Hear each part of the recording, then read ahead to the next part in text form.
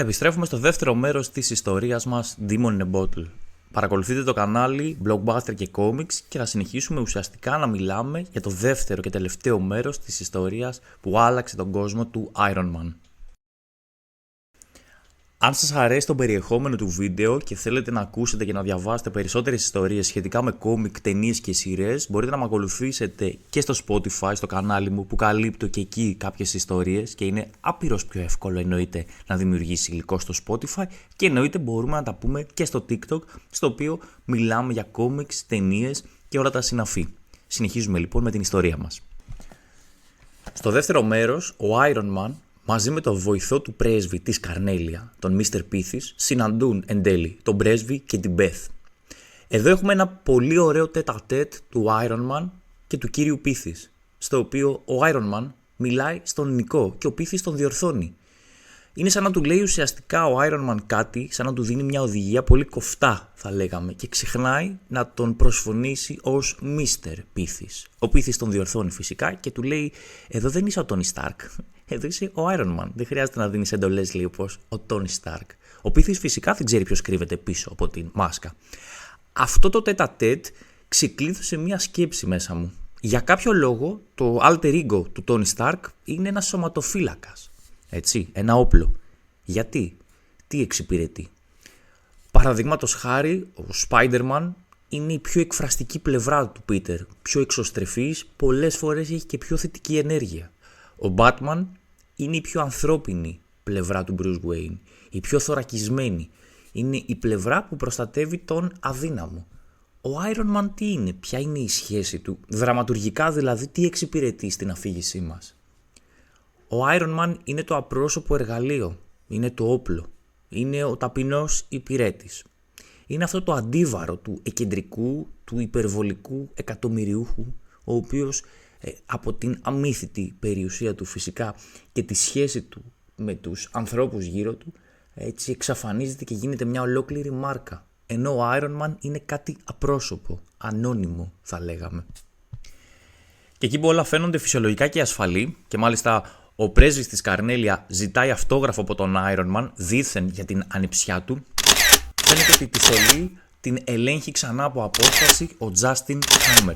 Η στολή σαμποτάρεται για ακόμη μια φορά και ο Iron Man ανοίγει πυρ στον πρέσβη, σκοτώνοντάς τον.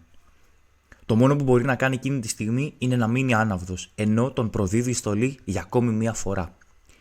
Η αστυνομία εμφανίζεται γρήγορα και σταματάει τον σοκισμένο Iron Man. Ετοιμάζεται να τον συλλάβει. Εκείνος όμως ορκίζεται να παραδώσει τη στολή του εάν τον αφήσουν να φύγει για να μπορέσει αμέσως να βρει ποιος διέπραξε το έγκλημα. Και εδώ έχουμε το εξής πρόβλημα. Είναι μια πολύ εύκολη σύγκρουση. Είναι μια πολύ εύκολη επίλυση. Είναι λίγο Silver Age. Ο καλός ήρωας λέει ουσιαστικά ότι θα κρατήσω τη στολή για να βρω ποιος διέπραξε το έγκλημα. Από την άλλη, ξέρουμε ότι σήμερα αυτό δεν θα συνέβαινε. Ακόμη και δραματουργικά θα υπήρχε περισσότερη ένταση. Η αστυνομία αμέσως φαίνεται να αφήνει τον Iron Man να φύγει.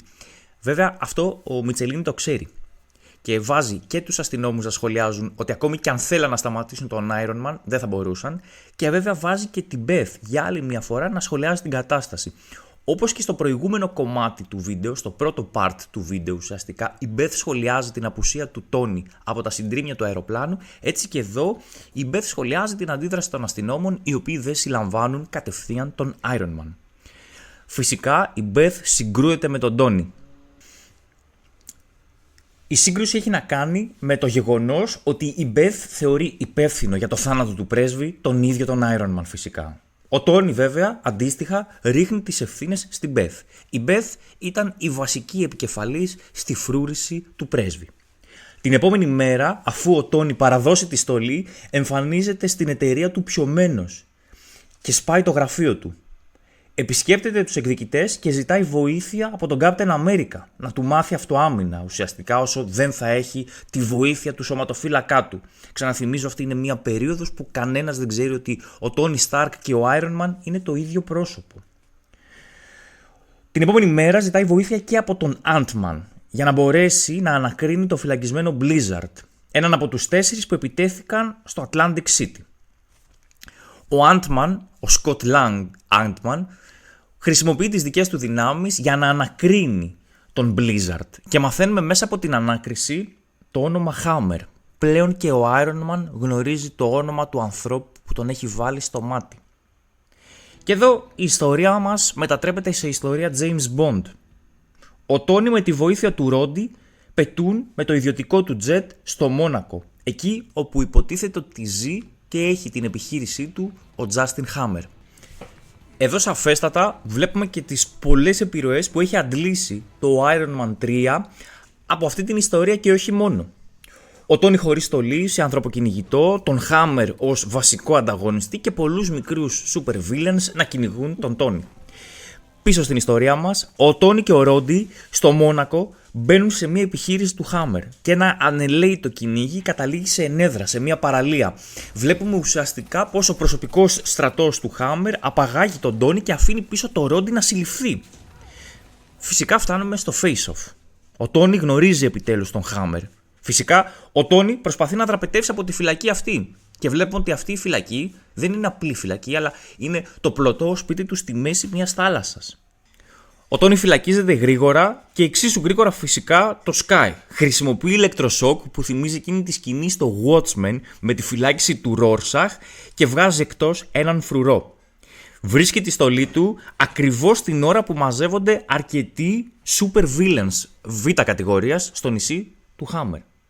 Πάνω στη μάχη μεταξύ του Iron Man και των super villains μαθαίνουμε τη φύση της σχέσης του Hammer και αυτών όλων των μικρών β' διαλογής κακών. Ο Hammer ουσιαστικά λέει ότι χρηματοδοτεί αυτούς τους μικρούς υπερκακούς με στόχο να ταράξουν τη ζωή του Iron Man και φυσικά το οποιοδήποτε κέρδος που θα μπορέσει να τους αποφέρει θα πηγαίνει στον Hammer. Θυμίζει λίγο το Secret Wars του Bendis, την εταιρεία Roxxon στο Ultimate Universe και φυσικά πολλές φορές αυτή η επαφή που έχει ένας μεγάλος κακός με χρήματα με τους μικρότερους κακούς και σε άλλες ιστορίες. Είναι πολύ σημαντικό, αν προσέξουμε τα πάνελ του κόμικ, στην περίοδο, τη φάση της μάχης δηλαδή, θα δούμε ότι πάρα πολλοί από αυτούς τους εχθρούς που εμφανίζονται εδώ σταματούν να εμφανίζονται στα σύγχρονα κόμικ του Iron Man, όπως ο Water Wizard, όπως ο Melzer, όπως η Man Killer. Θα δούμε ότι το σύγχρονο κόμικ του Iron Man έχει στραφεί σε πιο crime thriller καταστάσεις, σε πιο tech crime καταστάσεις. Τα εγκλήματα είναι πολύ πιο αυστηρά τεχνολογικά ή πηγαίνουμε στο πεδίο της επιστημονικής φαντασίας και κάπου αυτοί οι ιδιαίτεροι πολύχρωμοι υπερήρωες που θυμίζουν το Silver Age στο κόμικ έχουν εξαφανιστεί ή έχουν εκμοντερνοποιηθεί. Ένας οι super villains βλέπουμε ότι προσπαθούν να τα βάλουν με τον Iron Man μέχρι που ο Hammer τους κατευθύνει, τους οδηγεί και τους διατάζει, τους οργανώνει να τα βάλουν όλοι μαζί ταυτόχρονα μαζί του. Βέβαια καταλαβαίνουμε ότι ο Iron Man πολύ εύκολα τους νικάει και όχι μόνο αυτό, πολύ γρήγορα εμφανίζεται και ο Ρόντι με τη βοήθεια του στρατού, της αστυνομίας και επιτίθονται στο νησί του Hammer. Προσπαθούν να το καταλάβουν. Ο Iron Man ψάχνει να βρει τον Hammer και βλέπουμε ότι το νησί ουσιαστικά είναι το πλωτό σπίτι όπως είπαμε, κινείται. Μπορεί και κινείται μέσα στη θάλασσα. Πολύ γρήγορα ο Hammer το σκάει και ο μόνος που μένει πίσω είναι ο συνεργάτης του, ο βοηθός του, ο Philip Barnett, ο οποίος συλλαμβάνεται. Βλέπουμε πολύ γρήγορα ότι η αμερικάνικη κυβέρνηση επιστρέφει την πρωτότυπη στολή του Iron Man πίσω στον Τόνι. Πολύ γρήγορα φυσικά ο Iron Man αθωώνεται από τις κατηγορίες περί ανθρωποκτονίας και ενώ τυπικά και δικαστικά έχει καθαριστεί το όνομά του, η κοινή γνώμη φαίνεται ότι κάπως του την έχει φυλαγμένη, θα λέγαμε. Φαίνεται ότι ακόμα είναι πολύ κακοπροαίρετη μαζί του. Το γεγονός αυτό φαίνεται να στροβιλίζει μέσα του και να τον στέλνει σε άσχημα μονοπάτια. Βλέπουμε ότι συγκρούεται με την Beth, κλείνουν ένα ραντεβού ουσιαστικά σε μια οδό η οποία καταλήγει στον αριθμό 914 και ο Iron Man, λόγω φυσικά της χρήσης του αλκοόλ, αντί να καταλάβει 914, καταλαβαίνει 419. Αυτό μπερδεύει και φέρνει συγκρούσεις και εντάσεις. Πληγωμένος ο Τόνι εμφανίζεται στο Avengers Mansion, πιωμένος μαζί με μια γυναίκα που την αποκαλεί Sunrise και ενώ είναι πιωμένος θέλει να της δείξει κάποιες μυστικές εφευρέσεις, κάποιες μυστικές top secret κατασκευές. Εκεί τον σταματάει ο Jarvis και τον συμβουλεύει ότι αυτό θα ενοχλήσει προφανώς και τότε ο Τόνι έρχεται σε αντιπαράθεση μαζί του. Κάτι που φυσικά στεναχωρεί και θυμώνει τον Jarvis, ο οποίος την επόμενη μέρα υποβάλλει την παραίτησή του. Μαζί με το hangover του Τόνι έρχεται και μια στιγμή συνειδητοποίησης. Έρχεται μια διάβγεια που δεν έχει να κάνει μόνο με το αλκοόλ και με την επόμενη μέρα. Ο Τόνι για σελίδες επί σελίδων κατηγορεί τον Iron Man για όλα αυτά που του συμβαίνουν. Ότι αυτός φταίει, αυτός διασύρει το όνομά του, εσύ είσαι η φυλακή που έχω κλειστεί ουσιαστικά για να προστατεύω τον κόσμο. Καταλαβαίνει όμως ότι όλα αυτά που θέλει να πει στον Iron Man, όλα αυτά που λέει στον Iron Man, που καταλογίζει στον Iron Man, θα έπρεπε να τα πει σε ένα καθρέφτη απέναντι από το είδωλό του. Όπως είπαμε, είναι σπουδαίο το γεγονός ότι ο Iron Man είναι ένα απλό εργαλείο, ένα όπλο, ένας υπηρέτης. Βλέπουμε ότι ο άνθρωπος πίσω από τη στολή είναι το πρόβλημα και όχι η στολή. Η τελευταία γουλιά του κόμικ είναι και η πιο πικρή. Στο τελευταίο σκέλος της ιστορίας μας, ο Μιτσελίνι μας δίνει τον ορισμό του ήρωα. Όσο ο Ρομίτα δημιουργεί ένα πλάνο του Τόνι που κρατάει σχεδόν αμλετικά το κράνος του. Ο Τόνι παραδέχεται ότι μπορεί ο Iron Man να έγινε ο αποδιοπομπαίος τράγος για όλα αυτά που συνέβησαν στην ιστορία μας, ωστόσο οι ενοχές των επιλογών είναι πραγματικά δικές του. Αυτές είναι που βαραίνουν τον Τόνι. Δίπλα του, σαν εξάρτημα της στολής, ένα μπουκάλι αλκοόλ, όχι το πρώτο που βλέπουμε στην ιστορία μας. Πίνει και αποφασίζει να αφήσει πίσω του τη ζωή του Τόνι Σταρκ. Ορμάει. Βγαίνει από το κτίριο σπάζοντας ένα παράθυρο, σχεδόν ξεχνώντας ότι έπρεπε να το ανοίξει. Και ενώ βρίσκεται στο Long Island, βλέπει ένα τρένο που έχει εκτροχιαστεί. Το τρένο μεταφέρει σε έναν τάνκερ αέριο χλώριο. Ο Iron Man, ζαλισμένος από το ποτό, σηκώνει το φορτίο χωρίς να υπολογίσει σωστά το βάρος, με αποτέλεσμα το τάνκερ να πέσει και να σπάσει, απελευθερώνοντας το αέριο. Οι αστυνόμοι αμέσως ζητούν να εκενωθεί η περιοχή. Ενώ ο Iron Man ντροπιασμένος από την αστοχία του φεύγει, αφήνοντας πίσω τους αστυνόμους εξοργισμένους. Άλλη μια γύρα ουίσκι, άλλο ένα πιώμα και μαζί με τις ενοχές, ο Iron Man δέχεται την επίσκεψη της Beth. Εκεί του εκμυστηρεύεται ότι ήταν παντρεμένη με έναν τύπο, έναν διπλωμάτη, ο οποίος έκανε χρήση χαπιών για να χαλαρώσει το στρες. Κάτι που τον οδήγησε στο να τρακάρει το αυτοκίνητό του και να πεθάνει. Οδηγούσε υπό την επήρεια. Η πιο συγκινητική στιγμή του κόμικ έρχεται όταν η Beth παρακαλάει τον Τόνι να ανοιχτεί, να της μιλήσει. Τον παρακαλάει να ξεφορτώσει το βάρος που νιώθει, να μην καταλήξει όπως ο σύζυγός της, ο Άλεξ. Ουσιαστικά, χωρίς να το ξέρει, η Beth τον παρακαλάει να αποκαλύψει το μεγαλύτερό του μυστικό. Να της πει ότι είναι ο Iron Man. Ο Τόνι βέβαια δεν θα το κάνει. Η Beth παλεύει να τον σώσει. Για μέρες στέκεται δίπλα του μέχρι που ηρεμεί. Και ακόμα και όταν μετά από μια επικίνδυνη στιγμή είναι έτοιμος να λυγίσει, αρπάζει ένα μπουκάλι και είναι έτοιμος να το πιει, η Beth του θυμίζει ότι τη μάχη αυτή με το αλκοόλ δεν την δίνει μόνο για τον εαυτό του, αλλά και για τους ανθρώπους γύρω του, τους φίλους, τους συναδέλφους, ακόμη και τους υπαλλήλους του.